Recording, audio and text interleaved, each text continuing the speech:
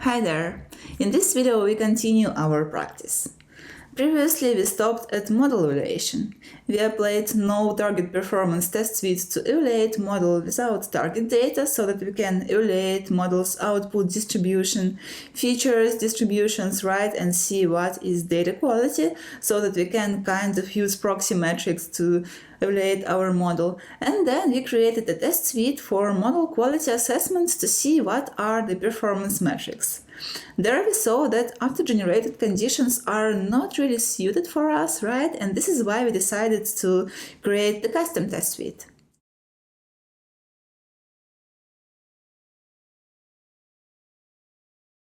Traditionally, I would start from importing libraries and loading the data.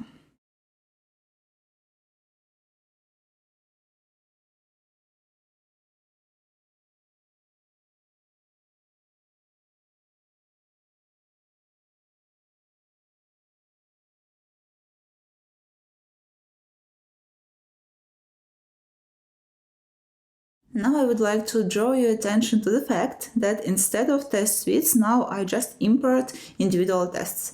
I import everything from tests because now I'm not sure what exact tests I'm gonna use. Let's see. And well, we just import everything from tests module. Now let's load our data.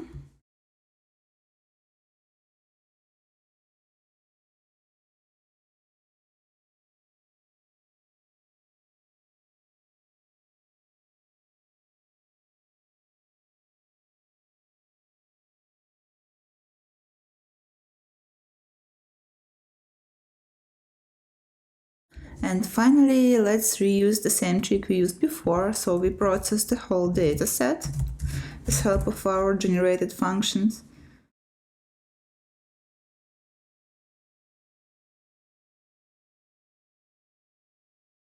And finally, let's split our data according to the strategy we used before.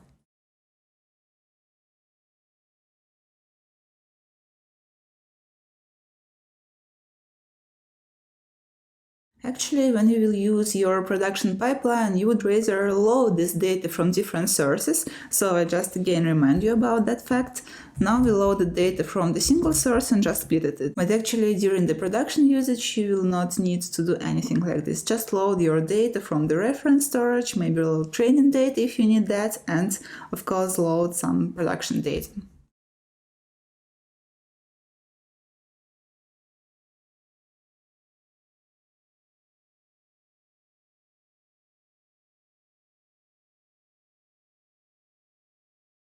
We loaded our data and now let's load our pre-trained model.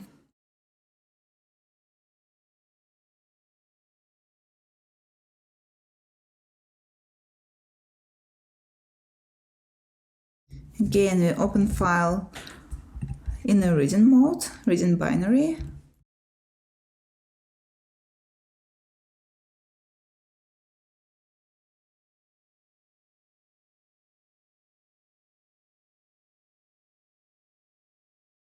Now we have our model. Now let's generate model's predictions. So we simulate like you just received new batch of data, you processed it, and now you generated the model's output with help of the model.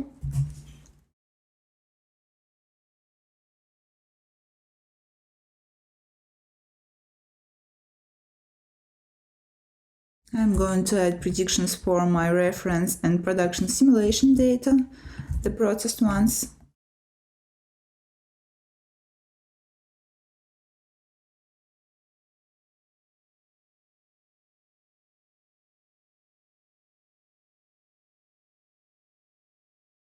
Looks correct to me. Let us run it here.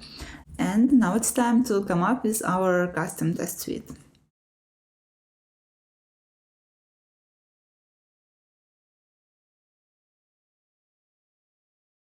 This would be fairly simple because again we need to create test suite object like we did before, but now instead of using evidently presets, we are going to list the tests we want to include in our custom check, and for some tests we're even going to set the specific thresholds for the metric values so that we can alert only in case we really need it.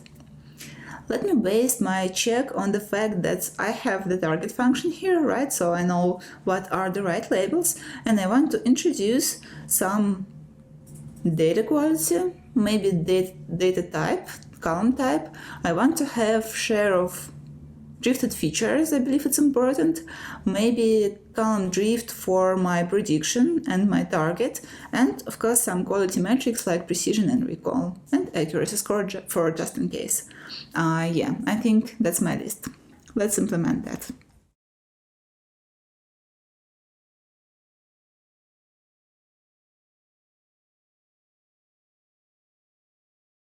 Well, I promised to start from some data quality checks. Let it be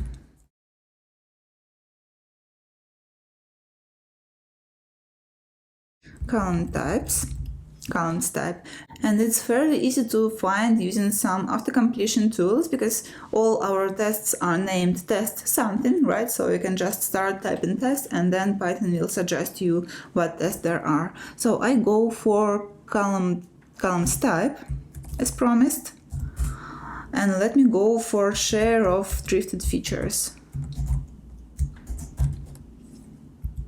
Share of drifted columns. Again, and you see that I do not specify any conditions because I'm going to use my reference dataset in order to automatically generate some conditions. Also, I wanted to add something related to model's quality, so let it be precision score. And here I actually want to have my own condition.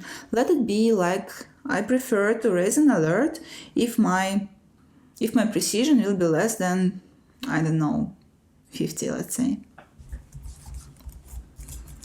So greater 0.5. For recall,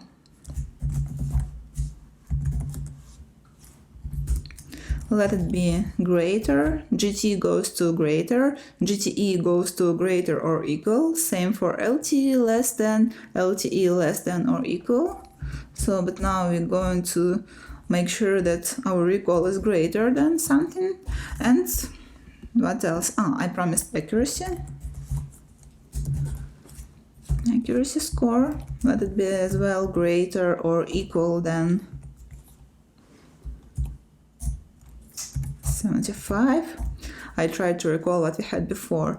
And let me add additional test for missing values because I also want to introduce to you EQ equal condition.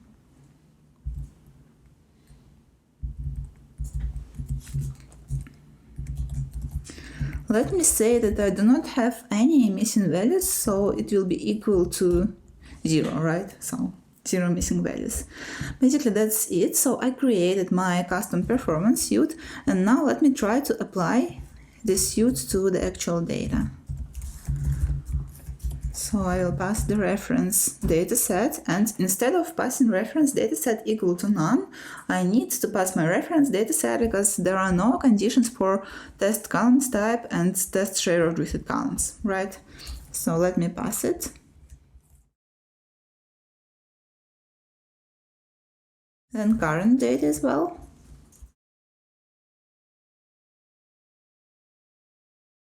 And finally, I need to show my results right here.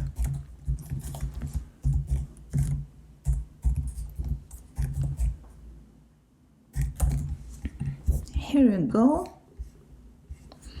And well, we can see that that's our custom test suite, which consists of the test we selected manually, right? And here is the column types. We never pass any conditions here, but you can see that it has condition after generated one based on our reference data. And you can see that the number of types mismatch is equal to 0 out of 50 counts, which is the good news. Again, share of drifted features. Without any conditions, and here share of drifted features is equal to 12%, only 6 out of 50, which is also very good. Share of missing values equal to 0, exactly as we asked.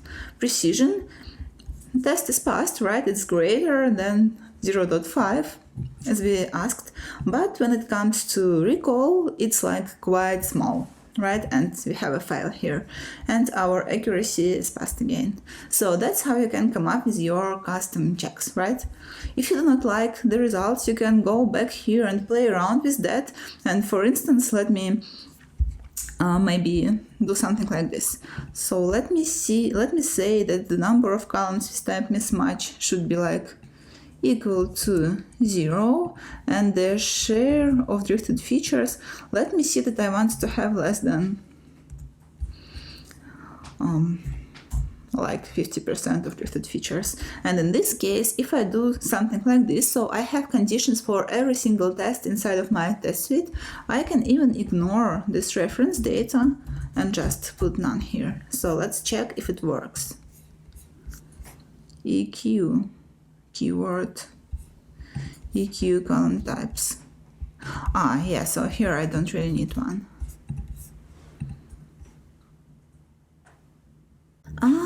Share of drifted columns. Of course, I cannot really check it without the reference data because I need to compare distributions. Well, okay, then let me do somewhat like this,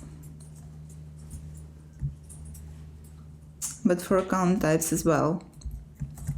Yeah, now let's just show to you that if you have conditions for each of your tests and test doesn't really require reference data in order to be calculated, like share of drifted features, where you need to like compare the distributions and you cannot really compare anything without reference data. So if it's somewhat like share of missing values, precision, recall, accuracy, so all tests which can be calculated on top of the single current batch of data, you can go for just one data, right? Only current data set. And you can see that, well, everything except recall passed. Yep. You see that in the details in visualization you have only data for the current data set. Well, because we passed only current data set. And if we uncomment our reference data, so let me return it back here.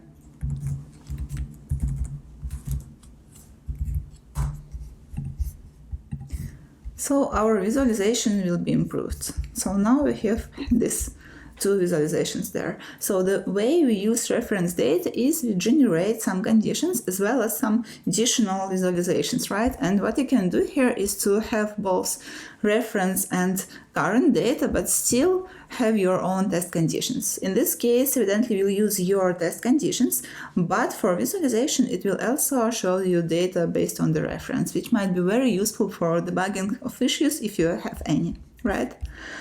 So basically that's it. That's all I wanted to share with you regarding the different tests. So now I believe that everyone understand how to create the test suites for different steps of machine learning model lifecycle, starting from the getting new batch of data and checking data quality, data stability, and maybe data drift if you feel to it, or after you created some preprocessing pipeline steps like data cleansing, maybe feature engineering, you can as well introduce some data quality tests or data drift tests. And finally, when you train the model, you can check model quality after retraining or after just first training. And then when you apply your model to new batches of data, you can again check model's output and model's quality, right? So there are quite a lot of different checks you can introduce to your machine learning model pipeline on different stages, which will help you to make sure that everything is okay, and if not, it will be much easier to debug